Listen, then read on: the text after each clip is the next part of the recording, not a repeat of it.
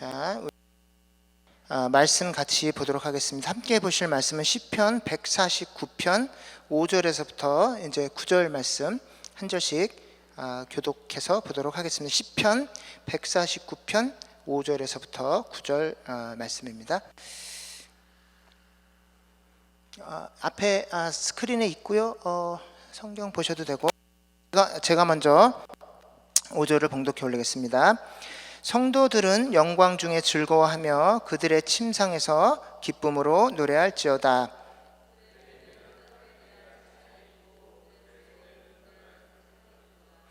이것으로 문 나라에 보수하며 민족들을 벌하며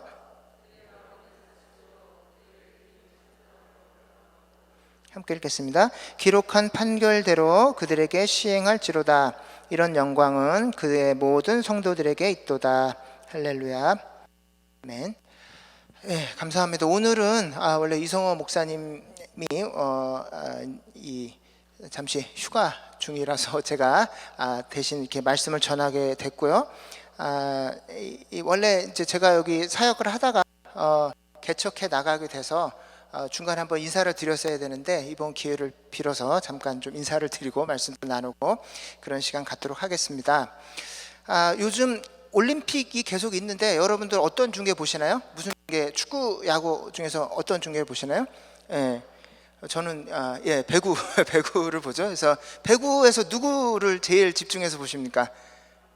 김연경 선수를 김연경 선수를 소개할 때 엄청난 수식어는 100년에 한 번 나올까 말까 한 선수, 그리고 이 배구의 마이클 조던 같은 선수다. 그리고 러시아의 신체 조건에 미국의 파워, 아시아인의 기술을 가지고 또 브라질의 순발력을 모두 가지고 있는, 하여간 찬사란 찬사, 배구 선수로서 보낼 수 있는 모든 찬사를 한 몸에 받고 있는데 또 게다가 또 이 성품도 좋아요. 이게 실력만 좋은 게 아니라 이 성격까지 좋아서 정말 완벽하다 이렇게 얘기를 하고 있는데 도대체 이 사람 비결이 뭘까 좀 궁금했습니다. 막 똑같이 배구 선수가 한둘이 아닐 텐데 왜 이 사람만 이렇게 칭찬받고 왜 이렇게 되나. 근데 키가 190이에요. 그래서 태어날 때부터 신체 조건이 좋아서 저렇게 된 거 아닌가 이렇게 생각을 하고 자료를 좀 찾아봤습니다. 근데 처음 시작했을 때 키가 148cm로, 그러니까 또래보다 좀 컸대요. 근데 계속 하면서 키가 클 줄 알고 계속 이제 배구를 했는데 키가 안 크는 거예요. 초등학교 한 4학년, 5학년 동안은 키가 1cm도 안 크고 계속 제자리 걸음이었고, 그래서 모든 이제 삶을 투자하고 배구 선수를 시작했는데 벤치에만 이제 앉아 있는 거예요. 이제 이 대표 선수도 3 동안을 이 보조 선수로만 이제 있었죠. 그래서 그 기간 동안에 다른 선수들이 어떻게 하나 그거를 연구했대. 벤치에 앉아서 배구를 너무너무 사랑해서 언젠가는 난 뛸 수 있을 거야. 그래서 앉아가지고 다른 선수들이 수비를 어떻게 하나, 다른 선수들이 공격을 어떻게 하나, 이거를 계속 연구하고 보고, 그리고 이제 키가 너무 작으니까 남들하고 차별을 두려면 조금 더 연습하는 시간밖에 없다. 그래서 새벽부터 훈련을 하는데 짬날 시간이 점심하고 저녁 먹고 난 그 휴식 시간밖에 없더래요. 그래서 빨리 점심 먹고 저녁 먹고 이제 그 시간에 이제 계속 조금 더 하자. 그래서 아무도 없는 그 상황에서 벽에다가 이제 이 볼을 튀겨서 이제 자기 혼자 막 연습을 하고, 달리기를 하는데 이게 키가 작으니까 키 큰 선수라고 뛰면 항상 자기 혼자 이제 뒤처지는 거예요. 근데 새벽에 깜깜할 때 일어나서 뛰는데 다른 친구들은 이제 보폭이 넓으니까 다 뛰어서 앞에 가고, 자기는 뛰어도 그게 안 되니까 뒤에 쳐져서 깜깜한데 자기 혼자 그 운동장을 계속 돌아야 한 40바퀴를 도는데 혼자서 자기 혼자 이렇게 돌아야 됐다고 합니다. 그래서 항상 초등학교, 중학교 시절을 생각하면 혼자 운동하던 그 기억이 떠오른다고 고백을 했었습니다. 그래서 이제 그런 시간을 보내고 나서야 이제 나중에 갑자기 이제 키가 이제 크게 되니까 이제 공격수들은 수비를 잘 못한대요. 왜냐하면 어려서부터 키가 좋았기 때문에 계속 공격만 했기 때문에 수비를 못하는데, 김연경은 벤치에 너무 오래 있고 그리고 키가 작으니까 그래서 수비수로서 완벽한 포지션과 자세를 익힌 뒤에 갑자기 키가 크니까 이제 공격수가 된 거예요. 그러니까 공격수와 수비시 양쪽의 자질을 다 갖고 있는, 이제 됐다, 이렇게 얘기를 하는데, 이것뿐만이 아니라 이제 자기 자신한테 너무 엄격하대요. 그래서 실수하면 괜찮아, 그럴 질 수도 있지, 막 이렇게 생각. 딴 사람 선수는 그렇게 하는데 김연경 선수는 자기한테 너 이 정도, 네가 이 정도 연봉 받고 이거밖에 못해? 이 정도 스트레스 안 받고 너 운동선수 하려고 그랬어? 하고 실수하면 자기 자신한테 훨씬 더 엄격하게 이 얘기를 하고, 별명 식빵언인데 이제 실수하고 자기 자신이 잘못했을 때 그 이제 한국말로 이제 욕인데 그걸 이제 약간 순화시켜서 식빵이다 이제 이렇게 부르나 봐요. 그래서 이제 운동할 때 실수하고 자기도 모르게 C자로 시작되는 욕을 했는데 그게 이제 텔레비전에 중계가 돼서 그 뒤로는 이제 식빵언이다. 근데 그 욕을 누구한테 하느냐면 자기 자신한테 한대요. 경기하다 잘못하고 실수하면 후배들한테 하는 게 아니라 자기 자신을, 너 연봉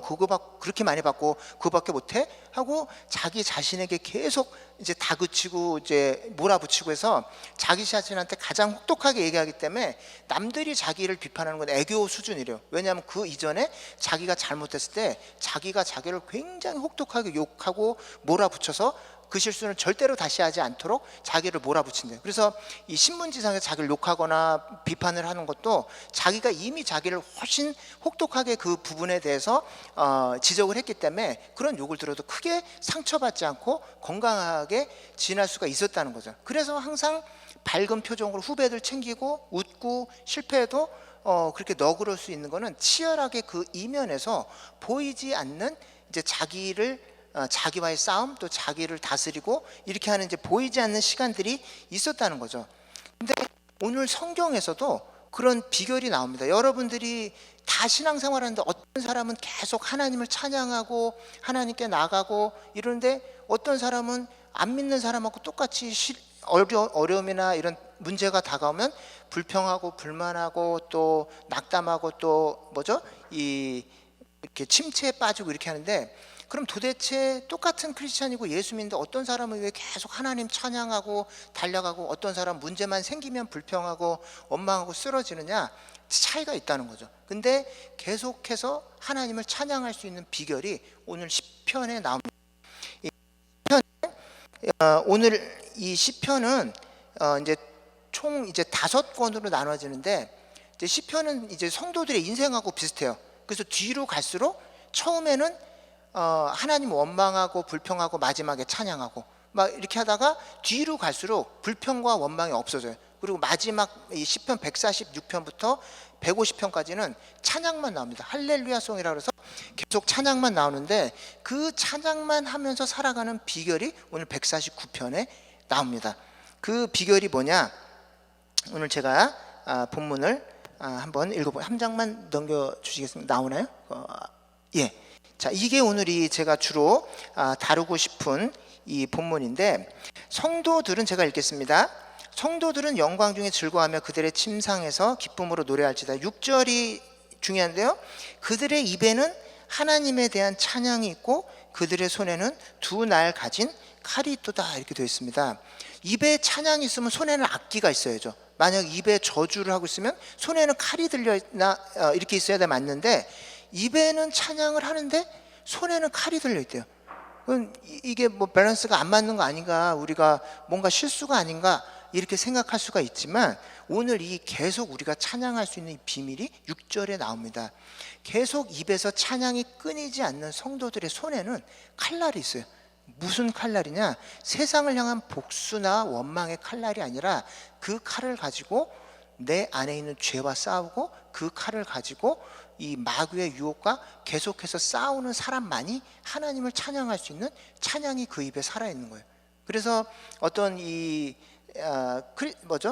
퓨리탄들, 청교도들 책에 보면 성실하게 신실하게 살아온 성도들의 얼굴에는 악마의 손톱 자국이 남아있다, 이런 표현이 있어요. 그래서 우리 안에 있는 죄, 막 유혹, 이 욕망들, 이런 것들과 치열하게 또 사탄의 유혹과 싸우면서 얼굴에 상처를 입고 몸에 이런 를 남기고 하늘나라에 간 거룩한 성도들의 얼굴엔 수많은 이 악마의 손톱 자국들이 남아 있다는 거예요. 그래서 우리가 크리스찬이 된 이후에 예수 믿고 나서 하나님을 찬양하고 사는 거는 쉬운 일이 아니에요. 왜 예수 믿고 나서 삶이 바뀌지 않냐? 예수 믿고 나서 죄랑 싸우지 않기 때문입니다. 예수 믿고 나서도 그 전에 누리던 그 삶을 그대로 붙들고 내 안에 있는 죄의 낙을 그대로 누리면서 이전에 예수 믿기 전에 살던 삶의 패턴도 그대로 붙들고 천국의 약속도 둘 다 붙들겠다, 이렇게 살아가기 때문에 우리의 삶에 하나님에 대한 감사가 없고 우리의 삶에 하나님에 대한 찬양이 없어지는 것입니다. 그래서 여러분들이 예수 믿고 나서 첫 번째 할 목표가 뭐냐면, 죽을 때까지 우리가 해야 될 가장 큰 목표는 뭐냐면 예수님을 더 닮아가는 거예요. 어저께보다 오늘 더 주님을 더 닮아가고, 내일 오늘보다 더 주님을 닮아가다가 가장 예수님을 많이 닮은 상태로 천국 가는 거, 이게 여러분들의 소망이어야 돼요. 근데 대부분의 크리스찬들이 일단 구원받았는데 왜 그렇게 살아야 돼? 구원받았으면 되지 왜 그렇게까지 우리가 희생해야 돼? 남들 안 하는 그거를 왜 나만 해야 돼? 이런 생각을 갖습니다. 그렇기 때문에 우리들이 하나님께 최고의 베스트를 드리지 못하고 그냥 베러에 멈추는 거예요. 그냥 이 좋은 것만 드리고 말지 내 안에 최선의 것이 있는데 그것은 남겨놨다가 내 낙을 누리는 딴 데다 쓰는 거예요.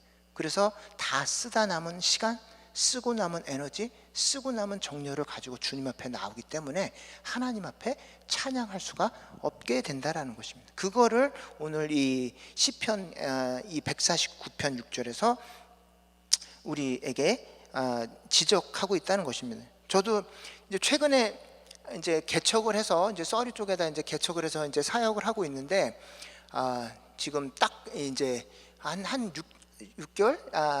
6개월은 안 되네. 한 4개월 동안 우리 가족만 드렸어요. 이제 예배당을 얻어놓고 저와 우리 아내 이제 진이랑 우리 사모 앉혀놓고 똑바로 살으라고 막 이제 둘이 앉혀놓고 막 설교하고, 막 진이 똑바로 나 아빠 보라고 그러고 막 제가 막 소리치고 막 이제 둘이 이제 성도 2명 앉혀놓고 이제 인생 똑바로 살라고 막 제가 막 큰 소리치고 설교하다가, 최근에는 이제 목사님 한 가정 더 이제 같이 조인하셔서 이제 오늘 같이 이제 방문해 주셔서 전 성도가 오늘 야외 예배, 오늘 여기 와서 같이 이제 야외 예배 드리고 있는데, 이제 저에게 오는 가장 큰 유혹은 이거였어요. 코비드 상황인데 다들 이렇게 이 정도 하지 않냐? 뭐 코비드 상황에 너 아무도 너한테 왜 성도 안 하냐고 뭐라고 안 그러잖아. 모두 지금 있는 교회도 문 닫는 판국인데 어떠냐? 뭘 더 하려고 그래? 코비드인데 교회 모이지도 못하겠는데 뭘 성경 공부를 하고 뭘 만들고, 뭔 홈페이지는 왜 만들고, 여기다 돈하고 시간은 왜 투자해? 아무도 보지 않고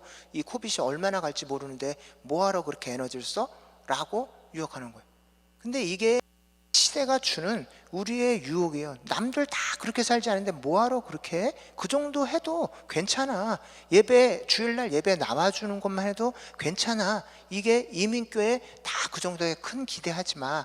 이게 여기 와서 들은 제일 많은 이 선배들의 조언 중에 하나가, 이민교회 쉽지 않아. 이민교회 쉽게 부흥되지 않아. 이민교회는 있는 교회도 무너지고 개척은 이거는 꿈도 꾸지 마. 이런 얘기를 너무 많이 들었어요. 근데 이제 하여간 무모하게 개척을 해서 시간과 돈과 에너지, 남은 모든 자원들을 이제 계속 쏟아붓고 있는데, 이제 이 코비드 이 상황은 변하지 않고 이제 계속 가는 거죠. 근데 아무도 뭐라고 하지 않는데, 뭡니까?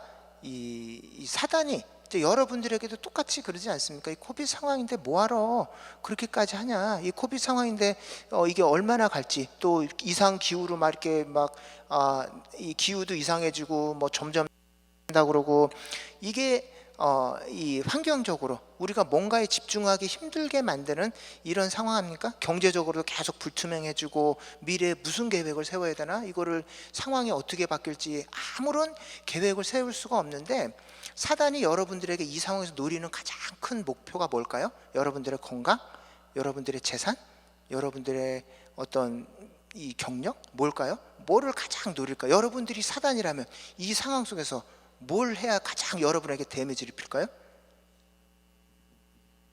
건강 잃어버려도 아직 남아있어요. 재산 잃어버려도 아직 건강이 있으면 만회할 수 있어요. 근데 여러분들이 이 코비드 상황에서 사단이 노리는 가장 큰 거는 이 상황을 핑계 삼아서 하나님과의 관계를 놓아버리는 거예요. 코비드인데 이렇게 힘든데 하나님 뭐 하고 계세요? 이렇게 나 힘든데 경제적으로 힘들어지고, 또 지구 환경이 이렇게 되고, 관계적으로 비즈니스가 이렇게 힘들어지고 있는데 하나님 안 도와주고 뭐 하고 계세요? 왜 코비드 안 잡고 왜 그러세요? 하고 우리 안에 섭섭한 마음을 주는 거예요. 하나님 앞에 올인하지 못하고 기도하지 못하고 집중하지 못하도록, 섭섭한 하나님께 어떻게 찬양하겠습니까? 우리가 마음속에 그 섭섭한 마음을 가지고 있는 그 하나님 어떻게 찬양할 수가 있겠습니까?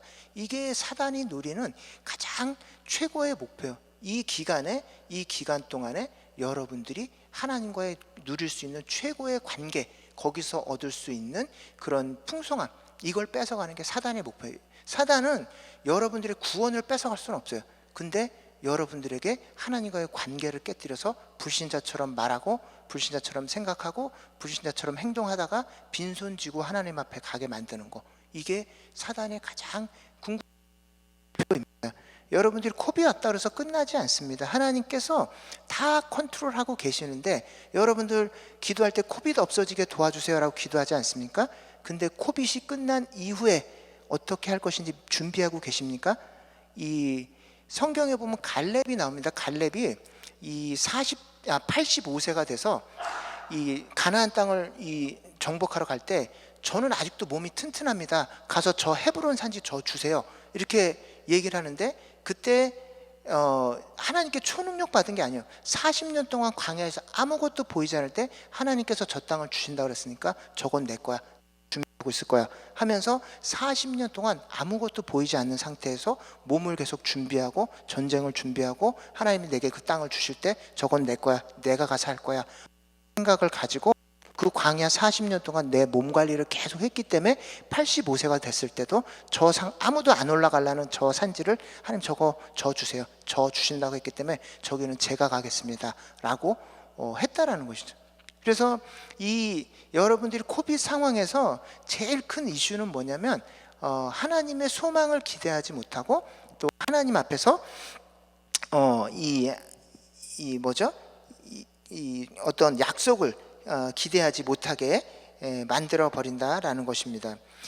김연경 선수 얘기를 다시 하면, 키가 안 자라서 이제 고등학교 때 축구 선수로 전향을 하려고 그랬대요. 이제 자기 친구들은 다 이제 다른 데 대학으로 가고 뭐 축구 선수로 가서 커리어를 새로 쌓고, 그래서 이제 나는 계속 배구 선수로 갈 거냐, 아니면 축구를 할 거냐, 그만둘 거냐, 이제 결정적으로 이제 지금 아니면 갈아탈 수 있는 기회가 이제 없어지는 거예요.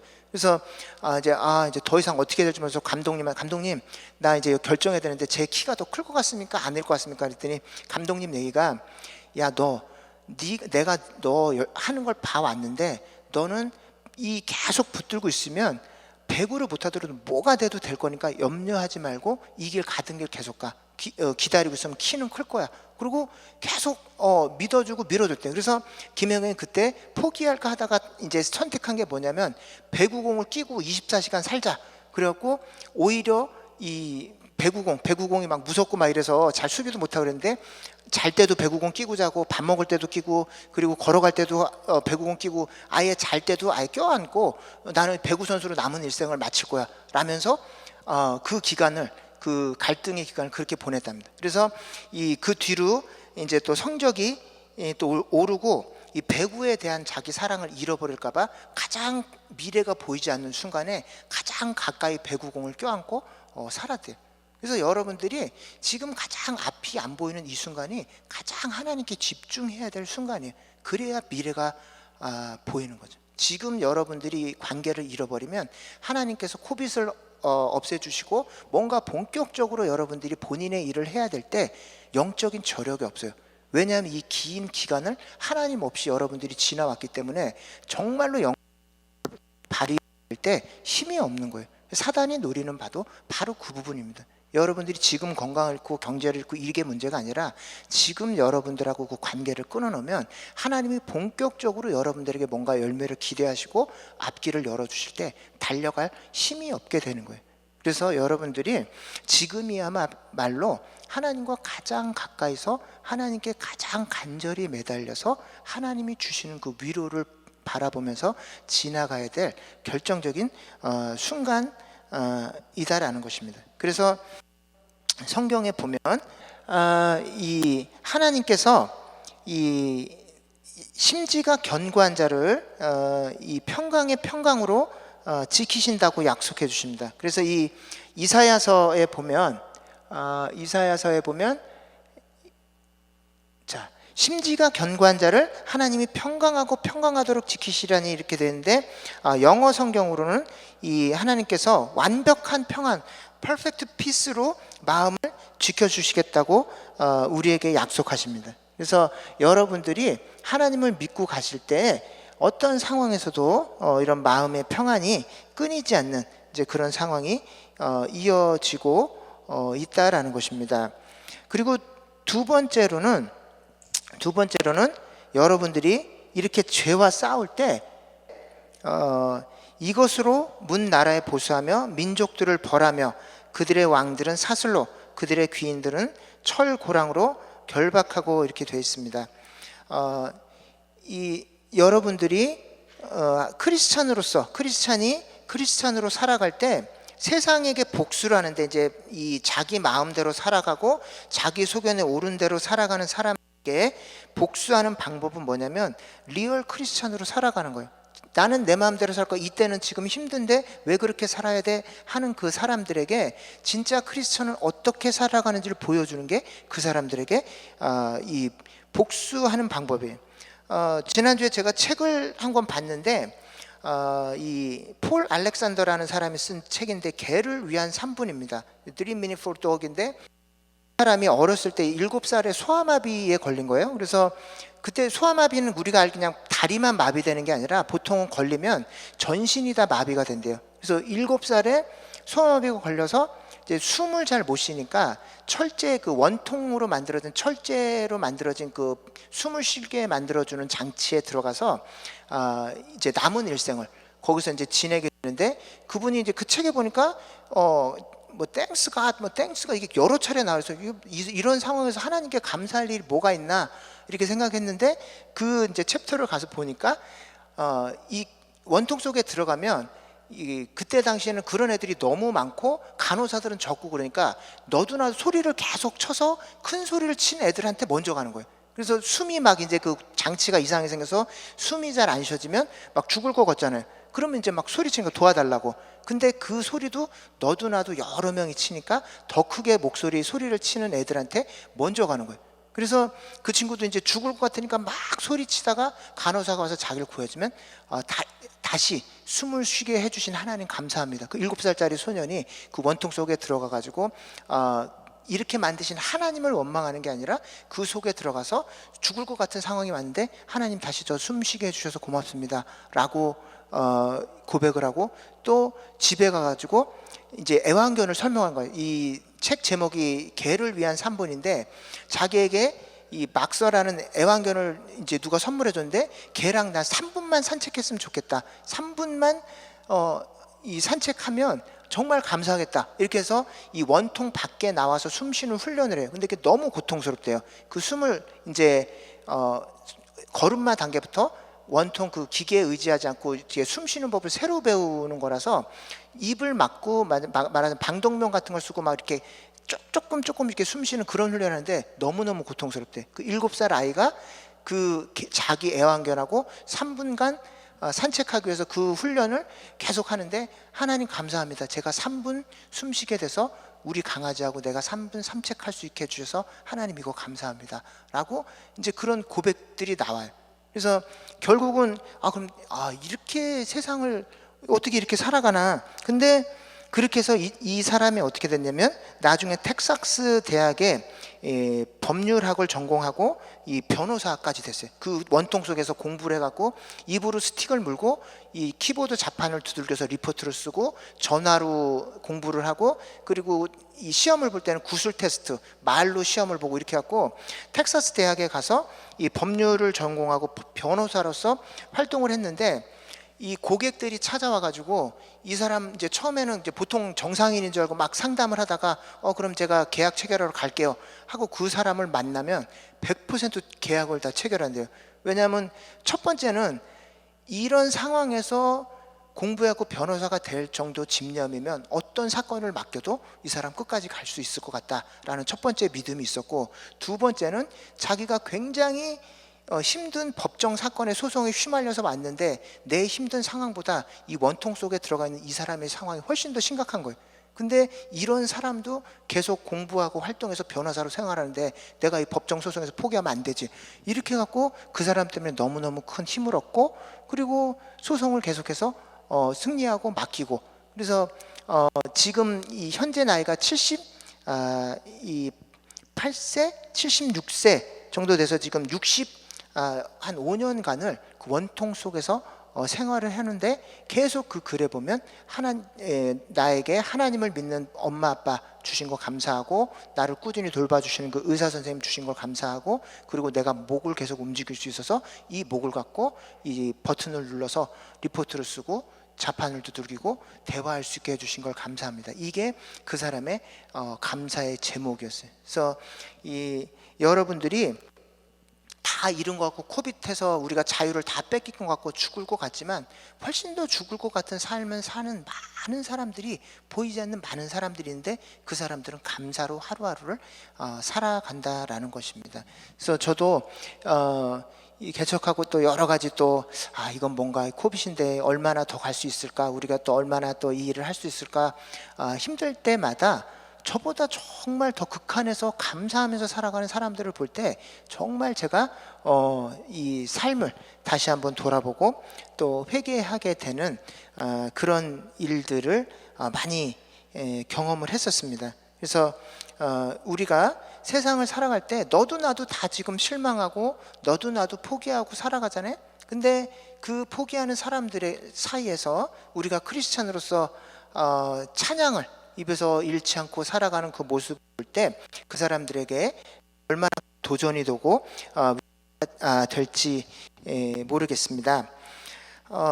이 끝으로 제가 좀 오래전에 간증인데, 이 누구죠? 우리 이제 조카 친구 중에서 이제 뭐죠? 이렇게 교육 공무원 시험을 보고 이제 교사가 어렵게 해서 이제 교사가 된 친구가 있었는데, 이 친구가 이제 교직원 임용고사에 붙은 뒤에 갑자기 이제 병원에 갔다 진단을 받았는데, 이제 유방암 진단을 그래서 유방암 그때 1기여서 대부분 1기는 생존율이 한 90%가 된대요. 근데 수술을 하고 나서 그 굉장히 드문 케이스로 그게 이제 온몸에 전이가 돼서 유방암 4기로 그게 진전이 됐대요. 그래서 그 부모님도 예수님을 너무 신실하게 잘 믿고, 이 친구도 사랑의 교회인가 거기 그 서초동에 거기 부모님 다 거기를 다니고, 그 부모님도 그 이제 공사에 다니시는 굉장히 안정된 집안이고, 그 딸도 이제 교직원 임용고사 돼서 이제 교사로서 굉장히 창창한 삶을 앞두고 있었는데, 암이 그렇게 찾아오니까 이제 그동안 하나님이 주셨던 모든 이제 위로나 이런 말씀이 하나도 안 들리는 거예요. 그래서 우리 이제 처조카한테 이제 문자를 보내서 자기는 지금 하나님이 신이 계신지 어떤지 아무런 확신을 알 수가 없고, 이 말기 암에 걸린 사람들이 예수 믿는 사람조차도 자살하는 이유를 이제는 알 것 같다고, 이제는 아무런 희망이 보이지 않는다라는 문자를 보냈다는 거예요. 그래서 어떻게 해야 될지 제가 이제 이모부 저 어떻게 해야 될지 모르겠어요. 문자를 보낸 거예요. 근데 어떻게 그래도 기도해 줄게 이렇게 했는데, 그 친구한테 또 이제 우리 처족한테 문자가 또 왔어요. 이모부, 이제 이 친구가 암이 더 진전돼 가지고 이제는 밖에도 못 나가고, 이제 암이 심해지면 얼굴에 그 암의 그 이제 뭐죠, 이렇게 덩어리 같은 게 얼굴로 다 튀어나온대요. 그래서 얼굴에도 암덩어리 혹이 다 튀어나오고 음식도 못 넘겨서 이제 물밖에 못 먹고 있는데, 한 번만 와서 그냥 기도해 주시면 안 돼요? 이러는 거예요. 저는 우리 교회 교인도 아니고 얼굴도 모르는데 자기한테 와서 기도해 달라고 그러는데 자기는 혼자는 못 가겠다는 거예요. 그래서 이모부가 목사니까 와가지고 기도해 달라고 그렇게 그러는 거예요. 그래서 그럼 가보자. 그래서 이제 갔는데, 정말 저는 이제 암 환자, 그렇게 말기 암 환자 한 번도 본 적이 없어요. 근데 갔는데 젊은 이제 청년이죠. 이제 결혼도 안 하고 막 이제 임용고사 붙고 이제 대학 교사로 출발하려고 그러다가 이제 그렇게 되니까 얼굴에 이제 원망이 막 가득 차 있는 거예요. 그래서 예배 드리고 이제 찬양하고, 하나님이 우리 미나 자매하고 함께 계시니까 힘내시라고 그리고 권면을 했는데, 그 자매가 그 말을 딱 듣더니 눈을 동그랗게 뜨고 저를 쳐다보면서 하나님이 계시면 이 고통을 없애주시고 하나님이 계시면 이 병을 낫게 해주셔야지, 이 고통스럽고 그리고 힘들고 병은 계속 진전되는데 하나님이 내 옆에 계시는 게 무슨 의미가 있나요? 딱 물어보는 거예요. 뭐 저는 이게 당사자가 아니니까 하나님이 곁에 계십니다, 뭐 그리고 뭐 하나님이 도와주실 거 이렇게 했는데, 그렇게 딱 단도직입 딱 물어보니까 할 말이 없는 거예요. 그래서 그래도 끝까지 붙들 건 하나님밖에 없습니다, 이렇게 얘기를 해주고 권면을 하고 이제 돌아왔어요. 근데 이제 그때 제가 이제 개인적으로 느낀 거는, 그렇게 신실하던 자매고 신실하던 하나님을 잘 믿고 따라왔던 가족인데 고난이 오래되고 질병이 오래되고 뭔가 안 되는 사업적인 문제나 이런 것들이 오래되니까 신앙을 다 잃어버리더라고요. 그리고 결국 남는 게 원망밖에 없는 거예요. 내가 그 병보다 제가 더 가슴 아프고 힘들게 느꼈던 게, 그렇게 예수님 잘 믿던 그 자매 눈빛에서 정말로 그 뭐라 그러나 원망과 도끼 어린 그 눈으로 저를 똑바로 쳐다보면서, 하나님이 계신 게 나한테 무슨 의미가 있습니까? 내가 이렇게 죽어가고 힘들 때 이걸 고쳐주시고 없애주셔야 하나님이지, 이걸 그대로 냅두고 내 옆에 계시는 게 무슨 소용이 있습니까? 라고 물어보는데, 그게 저한테는 그 하나님을 향한 그 섭섭한 눈초리, 그 눈매, 이게 뭐 정말 잊혀지지가 않고 너무 힘들더라고요. 그래서 정말로 무거운 마음으로 권면해주고 이제 돌아왔는데, 한 달? 그러고 있다가는 한 달 정도 지나서 이제 조카한테 문자가 왔는데, 이모부 그 친구가 소천했대요. 그래서 얼마 전에 이제 장례식장을 이제 자기가 갔다 왔다고, 그때 와주셔서 고맙다고 했는데, 이제 차마 못 물어봤어요. 계속 그렇게 그 원망하면서 하나님 저주하면서 하늘나라 갔을 것 같아서 이제 어떤 모습으로 갔는지는 물어보질 못했어요. 근데 그 문자가 또 왔어. 이제 우리 조카한테 또 왔는데, 다행히 그 자매가 하늘나라 가기 전에 그래도 자기가 원망하고 하나님 앞에 불평하고 그렇게 했지만, 믿을 거는, 내가 마지막 하늘나라 갈 때 믿을 거는 주님밖에 없다고 고백을 하고 예수님께 찬양을 하면서 그렇게 하늘나라를 갔다는 거예요. 그래서 도저히 고쳐질 것 같지 않고 그 원망에 찬 눈초리가 정말 딱딱한 그 마음이 다 느껴져서, 이건 도저히 복음에 안 들어가겠다 이렇게 느꼈는데, 그 틈을 뚫고 하나님의 은혜랑 위로가 뚫고 들어가서 마지막 하늘나라 갈 때는 그 자매가 다시 그 찬송과 또 하나님에 대한 감사를 회복하고 갔다는 거예요. 그래서 정말 그랬을까? 저도 이제 목회자 정말 그게 가능할까? 그랬을까? 그렇게 했는데, 나중에 그 조카가 결혼식장에 그 어머님이 직접 찾아오셨어요. 그래서 그 조카를 보러 온 게 아니라 저를 보러 왔대요. 그때 찾아와 주셔서 많은, 또 자기도 권면하고, 너 일생 동안 신앙생활 했잖아, 너 하나님 계시잖아, 그렇게 얘기를 했는데, 그 마음을 닫고 그 도끼 어린 눈으로 죽어가던 자기 딸이 그렇게 예배드리고 나서 어쨌든 하나님을 다시 감사하고 찬양을 회복하고 하늘나라 가게 돼서 너무 감사하다고 찾아왔는데, 사실은 그 복음을 전하고 나서 저도 믿지를 못했어요. 그 복음이 정말 저렇게 딱딱한 마음을 뚫고 들어갈 수 있을까? 하나님의 말씀이 저렇게 닫혀진 원망 어린 마음을 뚫고 들어갈 수 있을까라고 생각했는데, 제가 한 게 아니라 하나님의 말씀의 능력이 있고 하나님의 약속에 힘이 있는 거예요. 그래서 저도 복음을 전해놓고 나서 반신반의하고 잊고 있었는데, 나중에 그 결과물을 듣고 나서, 이게 하나님의 말씀은 그 죽어가는 그 자매 말기암으로 그 고통하며 물밖에 못 마시고 온몸에 얼굴에 그 암덩어리가 튀어나와서 죽을 날을 기다리던 그 자매 마음 속에도 뚫고 들어가서 감사의 마음을 끌어내고 찬양을 이끌어내고 할 수 있는 그 능력이 있구나라는 것을 제가 나중에 그 어머님이 제 손을 붙들고 너무 감사하다고, 그때 장례식에 왔더라면 자기가 이제 감사의 말씀 전했으면, 저도 딴 교회 사역을 하니까 거기를 못 갔는데 일부러 결혼식장까지 찾아오셔서 진심으로 감사하다고 그런 말씀을 전하시더라고요. 그래서 여러분들이 코빗이 힘든 것 같지만 가장 힘든 건 하나님을 잃어버리고 사는 거예요. 여러분들이 하나님 없이 하나님 섭섭한 마음을 마음에 안고 살아가는 건 코빗에 걸린 것보다 훨씬 힘들어요. 여러분들이 암덩어리에 걸린 것보다 더 힘든 게 뭐냐면 하나님 없이 살아가는 거예요.